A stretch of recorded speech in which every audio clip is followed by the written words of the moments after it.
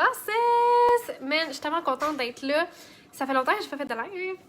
Aujourd'hui, on va parler de la peur de vendre ou du fait de détester vendre. OK? Je vais déposer mon crayon. Si tu es en replay, écris hashtag replay. Puis si tu es là, ben fais-moi un petit coucou pour que je sache que tu es là et que je ne suis pas en train de parler de ça. Tu vas voir la façon que je vais parler de la peur de vendre ou en tout cas de détester le fait de vendre n'est pas pareil que tout ce que tu as déjà entendu par rapport à ça. OK? Je vais t'en parler de façon... Ah, salut Belinda! Je vais t'en parler vraiment relié à ta création de contenu puis tes communications sur le web. Tes communications sur le web, c'est ta présence en ligne, oui, fait que ton contenu, c'est tes messages en DM, comment tu interagis avec les gens. C'est aussi des appels de vente, si tu fais des appels de vente. C'est aussi ton site web. Est-ce que ton site web il est persuasif? Est-ce qu'il te ressemble? C'est vraiment au niveau de tout ça. Salut Joe! Donc, la peur de vendre ou le fait que tu détestes vendre en business, c'est ce que j'appelle une croyance qui est fucking limitante. OK? Parce que une business, on va se le dire, c'est vraiment relié à le nombre de ventes que tu fais. Okay? Tu ne peux pas avoir une business si tu ne fais pas de vente. C'est impossible. Pour qu'une business survive et soit en pleine expansion, il faut que tu fasses des ventes. Puis pas juste que tu fasses des ventes, il faut que tu fasses de plus en plus de ventes. C'est comme ça que tu vas être en croissance. Okay?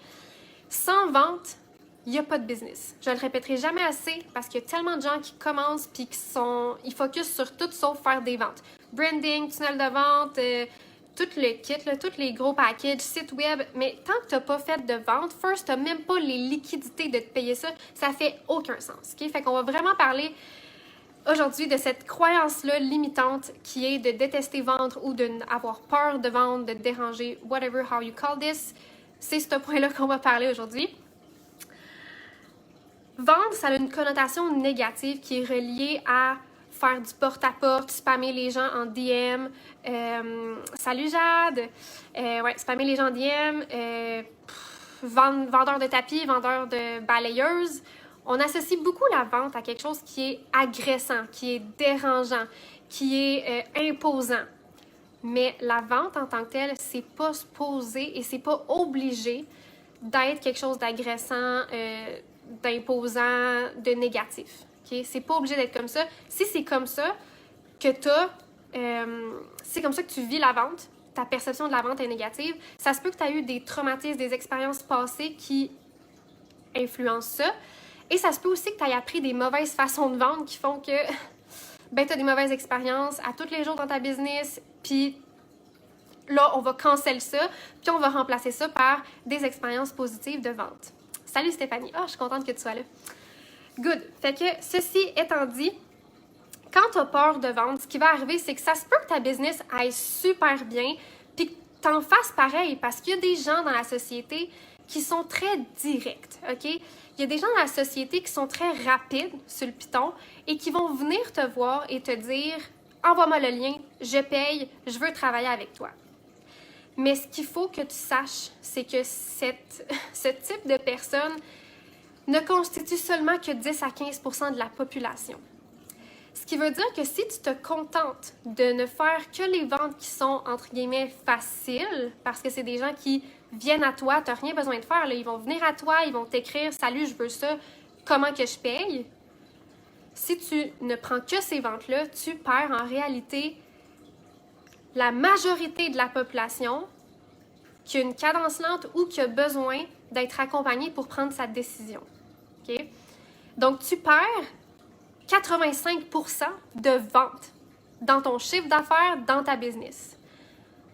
Quand je le dis de même, j'espère que tu as un wake-up call, qu'il y a quelque chose qui est wrong si tu veux faire de l'argent, avoir une business en expansion, aider des gens, peu importe laquelle de ces motivations-là te motive, peu importe la motivation qui est la tienne, tu ne pourras pas la réaliser à son plein potentiel si tu ne fais que prendre les ventes qui sont, entre guillemets, faciles. Okay? Des gens qui viennent à toi et qui sont déjà prêts à acheter. Belinda dit « C'est tellement chiant de recevoir on ne sait combien d'appels juste pour qu'on achète un nouveau téléphone ou qu'on upgrade notre forfait mobile. » Entre autres, ça, c'est une très mauvaise expérience de vente. Et sur les réseaux sociaux, c'est un peu ça qu'on vit aussi. Tout le monde est là pour vendre ses produits, vendre ses services. Mais le truc, c'est que les réseaux sociaux, guys, c'est un réseau social. C'est fait pour connecter, c'est pas fait pour vendre. Si tu vends, puis tu présentes tes produits, puis tu fais juste parler de ce que tu fais pas la bonne chose, tu nuis à ta propre business. Tu perds des ventes parce que tu as l'air d'une pancarte d'autoroute avec une annonce dessus. OK? C'est harsh, qu'est-ce que je dis? C'est true. OK? Voilà pour ça. Fait que si tu ne fais que les ventes des gens qui arrivent avec leur carte de crédit déjà dans les mains, salut, je veux payer, tu perds 85% de ventes que tu pourrais aussi faire si tu étais là pour générer ces autres ventes-là. Des types de personnes qui ont une cadence plus lente dans la vie, donc ça leur prend soit qu'ils sont prudents, ils analysent vraiment bien avant de prendre une décision, soit que c'est des gens qui manquent peut-être un peu plus de confiance, fait qu'ils ont besoin d'être accompagnés pour prendre la bonne décision, soit que c'est des gens qui ont tout le temps plein d'affaires qu'ils veulent en même temps, donc ils choisissent, tu sais, whatever qu'il y a devant eux, mais pas nécessairement ce que toi tu offres parce qu'ils sont comme déstabilisés par tout ce qui sort sur le marché un peu partout. Fait que c'est important que tu puisses aller chercher les autres types de personnes qui sont pas là, juste là, qui arrivent et qui sont prêts à acheter. Okay? Les gens qui ont une cadence plus lente, c'est sûr qu'ils vont avoir des réticences, ils vont avoir des questions. Ils ont besoin de réfléchir avec quelqu'un pour pousser leur réflexion et prendre la bonne décision. Okay? Tu peux pas les forcer, tu peux pas les pousser. On en a parlé dans le live sur l'antipersuasion. Argumenter, expliquer, pousser, c'est des mauvaises façons de vendre. En fait, ça ne vend pas, ça repousse, on vient de le dire. Okay? Donc, quand les gens ont des réticences, des questions, qui ont besoin d'être accompagnés pour prendre une bonne décision, ce qu'on veut, c'est pas pousser, c'est vraiment juste être là pour pouvoir répondre à ces différents besoins-là et, s'il y a lieu, faire la vente. Okay? Il y a une bonne façon de le faire pour que ça mène à une vente. Okay? Maintenant, si c'est une fierté pour toi de rouler ton entreprise sans te forcer à vendre, sans avoir à vendre, sans faire, par exemple, d'appel de vente, okay? Tu te limites sans même te rendre compte, c'est une croyance limitante qui t'empêche d'aller chercher toutes les ventes autour qui sont là, qui attendent juste que tu fasses un move. Okay? Pour conclure une vente avec les gens, il y a des gens qui ont besoin que tu leur parles de vive voix ou que tu prennes le temps d'échanger avec eux. Et c'est super important de le faire parce que avant de proposer de l'aide à quelqu'un, il faut que tu diagnostiques ce que la personne vit, sa situation, d'où elle vient, comment qu'elle pense, est-ce que c'est un bon fit, est-ce que tu peux vraiment l'aider? C'est ça la question. On voit tellement de gens qui font juste comme assumer, puis là, ils copie-collent un message du genre « je fais une présentation de telle compagnie ce soir à 6 heures, si tu veux être là, c'est des produits éco-responsables. » Puis là, ils copie-collent ça là, à tout le monde. Mais t'as pas demandé à la personne, ça l'intéresse-tu les produits éco-responsables? Il y a des chances que non, il y a des chances que oui, mais de la façon que tu t'y prends présentement pour aller chercher des clients, il y a bien des chances qu'il y a personne qui répond à ton message. Okay? Je sais pas s'il y en a qui se reconnaissent là-dedans. C'est ça. Okay? Francis, il dit il faut aimer profondément l'humain sous toutes ses facettes. Exactement. Puis il faut que tu sois prêt à dealer avec toutes sortes de personnes. Puis c'est encore mieux si tu es prêt justement à t'adapter à chacun de ces types de personnes. Okay? Maintenant, là, c'est beau, on n'aime pas vendre, on déteste vendre. Qu'est-ce qu'on fait maintenant? Parce que clairement, on perd beaucoup de ventes autour. Les ventes qui sont plus difficiles, entre guillemets. Qu'est-ce qu'on fait? En fait, il faut que tu apprennes à challenger les gens devant toi. Okay? Il faut que tu les challenges. Puis quand je dis challenge, c'est pas pousser, puis non, c'est rien de ça, c'est tout l'inverse. Là. Challenger, ça veut dire, il faut que tu sois game d'avoir des conversations difficiles. Pas des conversations difficiles du genre, OK, on va parler de tous ces problèmes, puis là, on va peser sur le bobo, ça va tellement faire mal, la personne, elle va être désespérée, elle va pleurer, puis là, elle va acheter. Pas ça, OK? Absolument pas ça. Si tu fais ça, c'est pas en faisant souffrir des gens que tu vas conclure des ventes et c'est encore moins en faisant souffrir des gens que les gens vont acheter et garder un bon souvenir de leur expérience avec toi. OK? Challenger, ce que ça veut dire, c'est de faire prendre conscience à la personne devant toi que la personne voit ça présentement, mais en réalité, il y a tout ça qu'elle ne voit pas. OK? Challenger la personne, c'est lui faire prendre conscience qu'il y a tout un éventail de possibilités qu'elle ne voit pas. OK? Ça, c'est challenger quelqu'un. Prendre le temps d'avoir cette conversation-là pour ouvrir, élargir son niveau de conscience par rapport à sa situation. OK? Oui, tu as la solution. Mais avant de proposer la solution, élargis le niveau de conscience de la personne devant toi. Déjà ça aide beaucoup de gens juste à se replacer et être comme « OK, c'est plus clair, le mon Dieu, j'ai jamais pensé à ça. » Peut-être la personne va prendre ton service, ton produit. Il y a des chances qu'elle soit enclin à faire ça parce que tu l'as déjà aidé, tu as déjà eu un impact, il y a un lien de confiance qui se crée à ce moment-là. Ça se peut que non aussi. Il faut que tu sois détaché de ça. Mais en aidant, il y a toujours plus de chances que la personne soit comme « Man, elle a déjà fait une différence dans ma vie. OK, je suis all-in, let's go, tu sais, ça m'intéresse, je veux savoir, je suis curieuse, je veux les infos, whatever it is. » OK?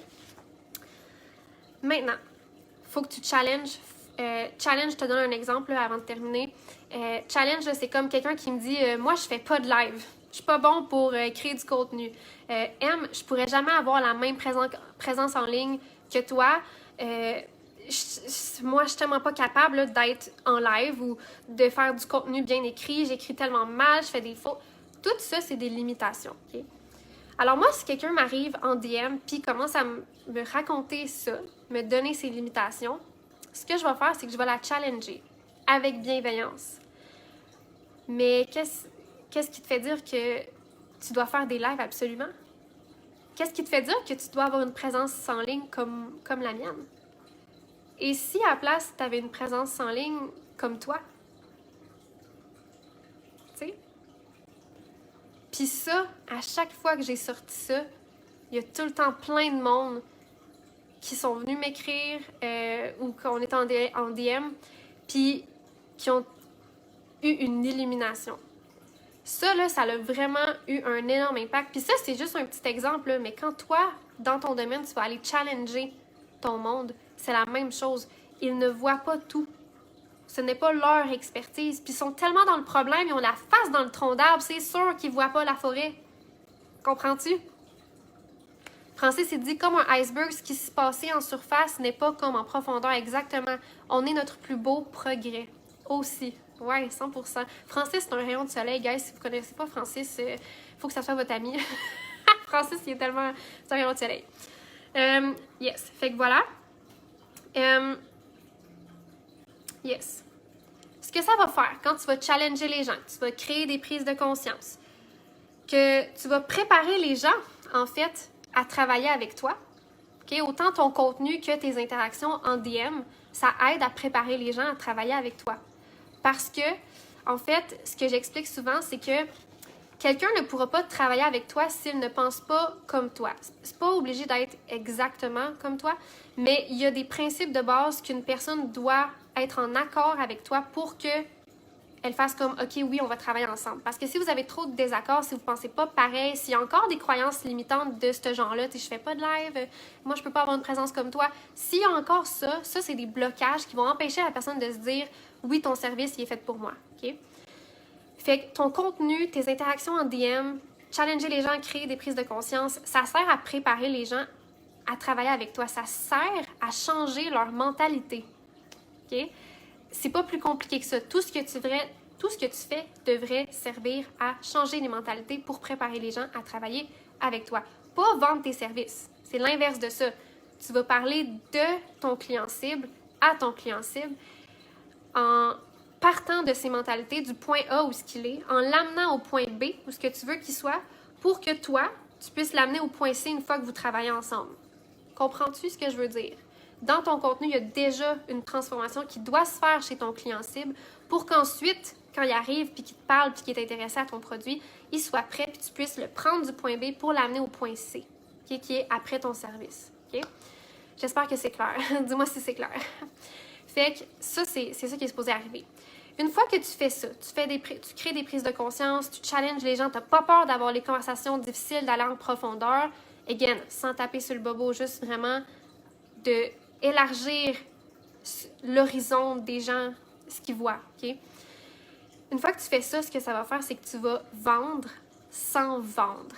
Donc, toutes les personnes ici qui détestent vendre, qui ont peur de vendre, qui sont pas à l'aise de vendre, OK? Que ça sort de leur zone de confort, qui n'aiment pas ça, ça va se faire presque tout seul une fois que tu vas vendre sans vendre, en créant des prises de conscience, en challengeant les gens, puis en étant là pour les gens, OK? Vendre sans vendre. Je pense que c'est le goal, le ultimate goal de plein de monde. Et en vendant sans vendre, tu vas voir que tu vas aller chercher les 85% de gens que présentement tu ne vas pas chercher pendant que tu vas seulement chercher les ventes faciles. Je dis toujours entre guillemets parce que c'est pas des ventes faciles, c'est juste que la personne a pris la décision déjà elle-même, puis elle vient de voir une fois que c'est fait, puis elle veut juste payer. Fait que c'est plus rapide, c'est plus simple, on s'entend là. Mais c'est ça, tu vas aller chercher toutes les autres sortes de personnes qui ont des tempéraments différents, des besoins, des motivations différentes et qui vont, à ce moment-là, faire le pas de plus, ils vont être capables de faire le pas de plus puis de travailler avec toi grâce à toi. Okay? Tout part de toi. C'est ta responsabilité de faire ce travail-là, de changer les mentalités pour préparer les gens à travailler avec toi. Et comme ça, tu vas vendre sans vendre. Okay? Ça peut paraître super complexe, mais c'est quand même simple. Une fois que tu sais comment faire puis que tu rentres la création de contenu dans ta routine, ça devient une habitude puis ça fait partie de tes tâches là, d'entreprise. Ça fait partie de ton quotidien puis ça devient plus un problème. Okay? C'est bien important d'adapter ta présence en ligne à toi parce que sinon tu ne seras pas constant. Okay? Donc, vendre sans vendre, ultimate goal. Tu sais quoi faire maintenant pour vendre sans vendre. Connecter, d'abord et avant tout, on l'a dit, les réseaux sociaux, c'est un réseau social, OK? Social. Et ça veut dire que tu n'es pas là pour vendre peut-être une pancarte, une affiche, une annonce qui montre tes produits, qui dit qu'il y a un rabais, puis tout ça. Ça, c'est non. Le réseau social, c'est pour connecter et ensuite, tu vas pouvoir vendre, OK? Si tu as une en ce moment, t'es comme, mon Dieu, OK, ben là, c'est tout le contraire de ce que je faisais ou, je sais pas par où commencer. Comment je fais pour connecter? Parce que tant que je connecte pas, je peux pas vendre, mais là, comment je connecte? Je sais pas. Viens me voir en DM. On va regarder ensemble. C'est sûr qu'il y a de quoi à faire avec ta business. Ça va me faire plaisir de t'aider. Fait que fais juste m'écrire, puis on checkera ça ensemble. Sur ce, est-ce qu'il y en a qui ont des questions pour moi? Sinon, moi, ça fait vraiment le tour, là, de ce que je voulais parler dans le live. Il y a tellement de gens qui passent à côté de tellement de ventes parce qu'ils veulent pas vendre. Puis t'as raison de pas vendre. Les réseaux sociaux, c'est pas fait pour vendre. Mais si tu veux avoir une business qui roule, qui est en croissance, t'as pas le choix de vendre. Fait qu'à un moment donné, il va falloir que tu vendes sans vendre, OK? Puis ça passe par la connexion en premier. Fait qu'il faut que tu connectes avant, OK? C'est des étapes, là. Puis tu peux pas sauter d'étapes parce que si tu vas tout de suite à vendre, ben t'es le vendeur de porte-à-porte ou le gars qui te téléphone à l'heure du souper puis qui te dit « Hey, salut, tu veux-tu un système de sécurité? » La réponse est « Non, je suis en train de manger. » Dans tes DM, ça va être pareil. « Non, je suis en train de faire ça. » Il y a même du monde qui vont juste pas te répondre, OK? Fait que, ben important. Bon, ben je vois pas de questions. Fait que sur ça, hey, merci d'avoir été là. Puis, sérieux, ça fait ma soirée. C'est vraiment rare que je fais des lives le soir. Fait que je suis bien contente que vous ayez été là. Belinda a dit, on est obligé de passer par les appels. Non, non, non, non. Oh, nice, des questions. OK, on continue. Non, tu n'es pas obligé de passer par des appels. C'est une super bonne option. Surtout quand tu fais du high ticket, c'est une des meilleures options. Mais tu n'es pas obligé de passer par un appel de vente pour conclure des ventes. Okay? Ça peut passer par ton site web, okay? Une fois qu'il est persuasif, qui est bien orchestré. Ça peut passer par justement une page de vente, si tu as une page de vente. Puis là, je parle pas de faire un gros funnel, là, juste la page de vente. Okay? Tu as juste besoin d'une page. Ça peut passer par un appel de vente aussi, c'est sûr. Ça peut être dans tes DM, tu échanges avec la personne, puis elle peut être prête à acheter aussi. Okay? Fait que ça dépend de ce que tu vends, ça dépend de tes interactions. Si tu as des bonnes communications, tu as plus de chances de vendre juste avec tes DM. Dans les appels, Si tu n'as pas une bonne communication, ça peut te nuire de faire des appels. Tu sais, fait que ça dépend vraiment de ton style de personnalité, de comment tu veux fonctionner. Si tu n'es pas bien dans un fonctionnement, fais-le pas parce que tu ne vendras pas. Okay? Fait qu'il y a beaucoup de choses qui rentrent en jeu, mais tu n'es pas obligé de passer par des appels. Stéphanie dit, dans notre contenu de valeur à mes abonnés dans ma communauté, est-ce que c'est... si je parle exemple d'une sorte d'ingrédient à utiliser, je peux mettre un produit que j'ai pour donner un exemple ou pas. Dans notre contenu de valeur à mes abonnés dans ma communauté, est-ce que genre c'est correct si tu parles d'une sorte d'ingrédient à utiliser? En fait, je vais t'expliquer, c'est correct et c'est pas correct, ça dépend comment tu le fais, ça dépend comment tu l'approches, comment tu le présentes, ok?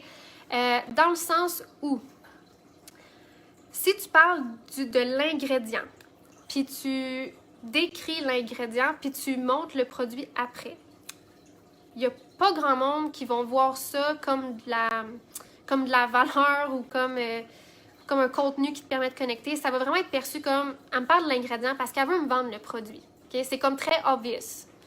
Donc ça, c'est pas une bonne façon de faire. Une bonne façon de faire, ce serait par exemple, je vais inventer des choses parce que c'est pas mon domaine, les ingrédients et les produits, ok? Mais on va dire, genre, je vais y aller avec un ingrédient de recette qui est complètement un autre domaine. Je vais y aller avec le curcuma parce qu'il me semble que je connais des choses là-dessus. Le curcuma, une épice, ok? Le curcuma. Mettons, je parle de ça puis je veux vendre mon plat d'épices de curcuma, ok? Le curcuma, qu'est-ce que ça fait dans la vie pour l'humain? C'est que, je suis pas sûre si c'est vrai, là, de mémoire, soit que ça aide le système immunitaire ou bien que ça, c'est anti-inflammatoire, qui est un des deux, je sais pas trop, mais il me semble que c'est bon pour la santé, anyway. Alors, mettons que ce serait mon domaine d'expertise, ben je te parlerais, moi, de, ben, est-ce que tu as tendance à tout le temps pogner le rhume l'hiver? Tu sais, genre, ça gosse, là, tu finis ton rhume, t'es tout le temps en train de te moucher, t'es comme, yes, j'ai fini, puis tout, puis finalement, tu le repognes. Et ça finit jamais, ça dure 3 mois ton rhume. Voyons donc, c'est pas normal. Mais j'ai découvert quelque chose. Depuis que je mets 2 cuillères à soupe de curcuma sur mon tofu, mon rhume s'en va plus rapidement. Ben, si t'es tanné d'avoir le rhume, là, essaye-le, t'as rien à perdre. Clique ici. Là, ça a moins de l'air de la vente, ok? Parce que comment je le présente, tu as quelque chose à gagner de prendre ma bouteille de curcuma, ok? Je te le présente en te parlant de toi. Je te le présente pas en parlant de l'ingrédient. L'ingrédient, je m'en fous complètement. Moi, ce qui m'intéresse, c'est moi. J'ai quoi? J'en retire quoi, moi? Je gagne quoi? Ok? Fait qu'en parlant comme ça, en parlant tout de suite de la personne à qui tu t'adresses, des bénéfices qu'elle va gagner, non, pas les caractéristiques, les bénéfices, qu'est-ce que tu as à gagner, qu'est-ce que ça va changer dans ta vie, concrètement, des situations concrètes. Gars, là, je t'ai inventé que j'avais un rhume. C'est une situation concrète, ok? Tu sais, je peux prendre un autre exemple, un shampoing qui contient quelque chose pour protéger la couleur des cheveux, ok, mettons. Mais si je te parle du shampoing, tu t'en fous. Si je te parle que dans le shampoing, il n'y a pas de parabènes, tu t'en fous. Moi, je m'en fous que mon shampoing, il n'y a pas de parabènes. Ça change quoi dans ma vie? Fuck all, OK? Mais si je te dis, ta coiffure, elle te coûte assez cher de même pour faire tes mèches dans tes cheveux puis ta teinture, là. Man, t'es mieux de t'arranger pour que ta teinture, elle dure longtemps, la couleur, parce qu'il va falloir que tu y ailles à toutes les semaines. Ben, j'ai un truc pour toi. Mon shampoing qui protège la couleur, là, mes cheveux, ils durent 3 mois, puis la couleur, elle reste parfaite. Ah là, ça va me tenter d'aller prendre ton shampoing parce que tu me parles de moi, d'une situation que je vis. Puis c'est vraiment, vraiment précis, là. Tu sais, quand je prends ma douche, mes cheveux, ils perdent la couleur. Je le vois à vue d'œil. Puis si ça prend 3 semaines pour que j'aille plus de couleur dans mes cheveux, ben, il faut que je retourne chez la coiffeuse, puis j'y vais tout le temps, ben, j'aime pas ça. C'est quelque chose, c'est une situation chez moi que je vis activement. Donc, si tu me parles de ça, ça va m'intéresser, le produit. Belinda a dit, ah oui, quand ils appellent, j'aime pas trop, c'est pas mon truc. Fait que tu vois, on va pouvoir trouver une façon qui te convient. Belinda, je veux bien l'acheter aussi, ton shampoing. Fait que tu vois, c'est ça. Puis Stéphanie t'a dit, d'accord, je comprends. Fait que, good. Fait que tu sais, c'est vraiment dans la façon de l'approcher, dans la façon de présenter ce que tu as à dire. Puis, comme je le dis, le best, c'est pas de vendre sur les réseaux sociaux. Là, j'ai fait des exemples que tu peux mettre un lien, tu cliques ici. Mais le best, c'est vraiment de passer par la connexion, connecter avec les gens, puis de vraiment établir une relation de confiance à long terme. Ce qui veut dire que tu peux pas juste faire des posts qu'à la fin, il y a un clic ici pour acheter la bouteille d'épices ou mon shampoing ou mon produit éco-responsable. Tu peux pas juste faire des posts qui finissent avec un clic pour acheter. Fait que même si tu le présentes bien, tu peux pas que faire ça. Il faut que tu aies une stratégie qui englobe beaucoup d'autres choses autour de juste ce que tu fais ou ce que tu as à offrir et ce qui va changer la vie de ton client. Même si tu parles tout le temps des bénéfices, de tout ce que tu as à apporter à ton client puis qui va changer sa vie puis que ça l'interpelle au max, tu peux pas juste parler de ça. Il faut vraiment que tu varies. Ok, je fais un mix des deux, je dirais, haha. Bon, fait que quand même bon signe. Je fais jamais ça, mettre de liens. Phew! Good! Ça, c'est vraiment bon parce que tous ceux qui mettent des liens, t'as pas grand chance qu'il y ait du monde qui clique. C'est ça. Moi, non, ça marche pas. Fait que super. J'ai vu Hugo, t'es arrivé. Fait que cool, je suis bien contente. Là, moi, si t'as pas d'autres questions, il y a OD qui joue bientôt. Je sais pas si t'écoutes OD, les Québécois, Occupation Double. Fait que moi, j'y retourne. Puis, comme je te dis, si t'as de la misère, t'es pas sûr, tu sais pas par où commencer, tu sais pas comment connecter pour ensuite vendre, tu sais pas comment avoir une bonne variété, un bon équilibre de différents types de posts, viens me voir, man, en DM. Moi, je suis là, puis je réponds à tes questions. Ça me fait plaisir de t'aider. Fait que, viens me voir, puis on va s'en jaser. C'est ma vie d'être là pour toi. J'adore ça. Fait que, sur ce, ciao, puis moi, je m'en vais écouter OD. Fait que, on se reparle bientôt, boss, dans un prochain live. Ciao, boss!